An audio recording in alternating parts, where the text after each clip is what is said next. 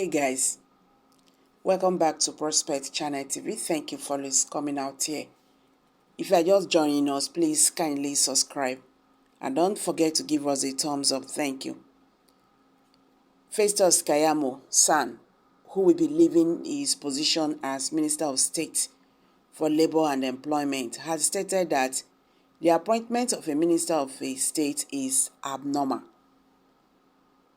This was said by Keyamo in his speech at the closing ceremony for the Federal Executive Council (FEC), which was held under President Muhammadu Buhari's watch.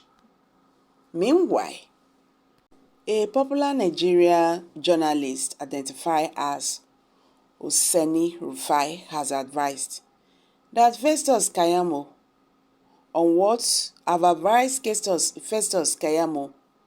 what to do, since he said it is unconstitutional for President Muhammadu Buhari to appoint Minister of State. And this advice, when he give them, don't get Nigerians, they talk. He said, since the appointment was an illegality, as you claim, it is incumbent on you to return all the illegal salaries and perks of office. Furthermore, you would have gladly rejected the illegal appointment. Safe to say, you never served as illegality shouldn't stand. Oseni expressed this on his Twitter handle on the late hours of Wednesday, 23rd of May 2023. He urged Festus Keyamo to return all the illegal salaries and perks of office since the appointment was illegality, as he claimed. Rane say all these politicians say, then they use us, they play well. I don't even know what they think Nigerians are. Festus Keyamo San, who will be leaving his position as Minister of State for Labour and Employment, has stated that the appointment of a Minister of State is abnormal. And he's saying this when he's leaving. He never told President Muhammadu Buhari when he was appointed. Now he's leaving, he's reminding President Muhammadu Buhari that the appointment he gave to him, was illegal. It's not normal, it's abnormal. This was said by Keyamo in his speech at the closing ceremony for the Federal Executive Council (FEC), which was held under President Muhammadu Buhari's watch. The Minister of State thanked President Buhari for enhancing his resume by appointing him. He observed that some other ministers of state had been complaining and unable to speak up in a forceful manner.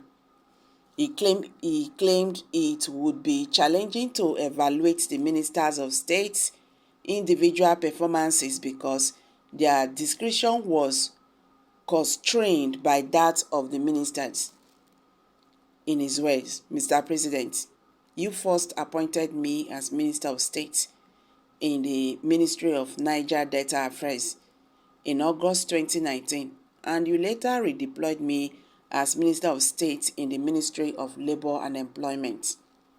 Today, I cannot find the words to express the depth of my gratitude to you for finding me worthy, out of over 200 million Nigerians, to be nominated and subsequently appointed to serve as a Minister of the Federal Republic of Nigeria.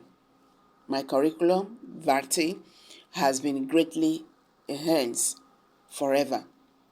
From my very humble beginnings in a small dusty town in Delta State, where I was born and raised by my struggling parents, all the way to the council chambers at the presidential villa, where I had the honor and the privilege to participate weekly in decision-making for my country.